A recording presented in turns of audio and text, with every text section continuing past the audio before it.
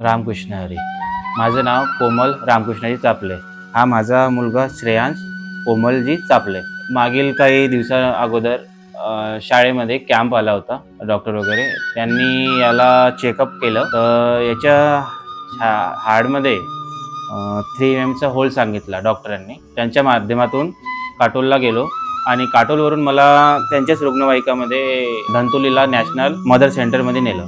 तिथे त्याला विको टेस्टमध्ये त्याला हार्टचा प्रॉब्लेम सांगितला. हार्टचा प्रॉब्लेम याच्यासाठी सांगितला की याला 2-3दा चेकअप केल्यानंतर डॉक्टरांनी त्याला चेकअप केलं. नंतर इको टेस्ट केली. इको टेस्टमध्ये त्याला प्रॉब्लेम आढळला.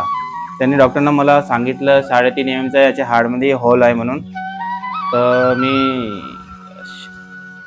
मी एक विचारातच पडलो की असं हा लहान वयामध्ये ह्या मुलाला असं घडणं अशक्य असेल म्हणून. तर मी माऊली गजानन महाराज मंदिर येथे जीवनभाऊ जवंजाळ यांच्या माध्यमातून 4 तारखेला कॅम्प होता नाराकाकडामध्ये. त्या जीवन आधार बौद्ध संस्थेमुळे मी माझ्या मुलाला जीवनभाऊ जवंजाळ यांच्या माध्यमातून नागपूरला घेऊन गेलो, शालिनीताई मेघेमध्ये.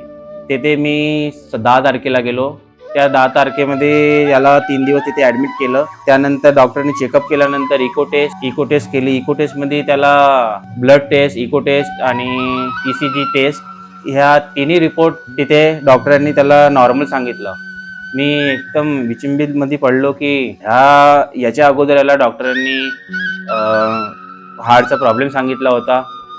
जायच्या अगोदर तर असं चिंता वाटे मला की काय होईल काय नाही. जायच्या अगोदर असं वाटे होतं एकदमच की काय सांगू. जीवनभाऊ म्हणे टेन्शन घ्यायची काही जरूरत नाही आहे म्हणे, तुम्ही बिनफिकर राहा म्हणे, माऊलीचे आशीर्वाद आहे म्हणे तुमच्यावर म्हणे, गजानन माऊलीचा. तर जायच्या अगोदर आणि ॲडमिट करायच्या अगोदर मी गजानन महाराज मंदिरामध्ये माझ्या मुलाला घेऊन आलो. ह्या माझ्या मुलाला मंदिरातलं तीर्थ दिलं मी. त्या तीर्थ दिलं आणि त्याला भरती केलं. तीर्थ दिल्यानंतर तर डॉक्टरांनी त्याला नॉर्मल रिपोर्ट सांगितले डॉक्टरांनी. तसं मी आनंदित झालो आणि काही घाबरायची टेन्शन नाही. डॉक्टर तुमच्या मुलाला काहीच नाही झालं आहे म्हणे, तिन्ही रिपोर्ट तुमच्या मुलाच्या नॉर्मल आल्या म्हणे. त्या याच्याने मी नंतर अधिक मंदिरात येऊन माऊलीचे दर्शन घेतले, माझ्या मुलांनी बी दर्शन घेतले. आणि खरंच ह्या माऊलीची एवढी कृपा आपल्यावर आहे की काय सांगू इच्छितो. तुम्ही निष्काळजीपणाने या मंदिरामध्ये येऊन माऊलीचे दर्शन वगैरे घेऊन आनंद होऊन तृप्त जा, हीच माझी सगळ्यांना विनंती. जय गजानन.